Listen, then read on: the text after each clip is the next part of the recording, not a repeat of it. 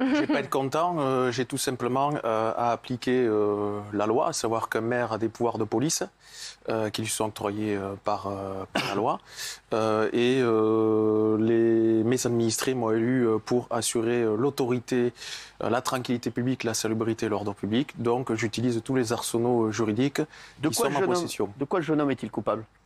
Le jeune homme, en l'occurrence, a commis plusieurs actes d'incivilité. Quoi comme... Il a jeté des cailloux sur les fenêtres d'un lycée agricole. Pour cela, il y a eu un dépôt de plainte. C'est pour ça que je n'ai pas pu d'ailleurs déclencher la procédure de rappel à l'ordre, qui peut être déclenchée que lorsqu'il n'y a pas de procédure judiciaire. C'est pour justement éviter l'enclenchement d'une procédure judiciaire. En l'occurrence, j'ai souhaité le convoquer pour un rappel à l'ordre avec l'aval du procureur de la République lorsqu'il a craché sur la voiture de la police municipale. Et lorsque la police est allée à sa rencontre, il a dit « Écoutez, moi, je m'en fous, je ne paye pas ». Donc, face à quel âge ce jeune homme? Il a 14 ans. D'accord. Donc, face à ce sentiment d'impunité, on a souhaité le rappeler à l'ordre avec ses parents. Il a reçu pour cela une convocation. Vous avez convoqué les parents? Oui, tout à fait. Un mineur est convoqué automatiquement avec les parents.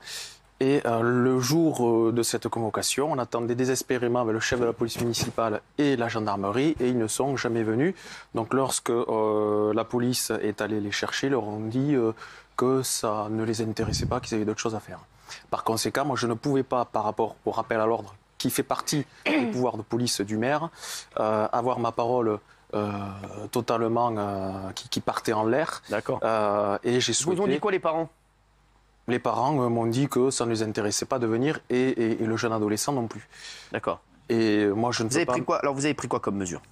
Alors, suite à cela, bien sûr, on en a informé le procureur de la République et j'ai écrit un courrier que j'expliquais donc dans cette vidéo en disant à cette famille que lorsqu'elle souhaiterait bénéficier à l'avenir d'aide sociale municipale facultative liée au CCAS, elle ne le pourrait pas tant qu'elle ne reviendrait pas sur sa décision. D'accord. Alors, aujourd'hui, donc, vous avez coupé pas mal d'aide. Rien coupé du tout. Donc, c'est ça.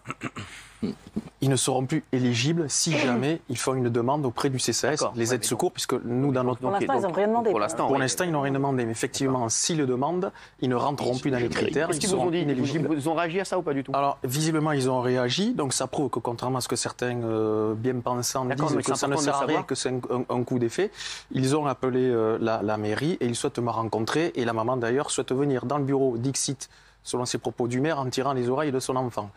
Donc ça veut dire que ce type de mesure fonctionne et je m'en réjouis. Ils font quoi les parents dans la vie?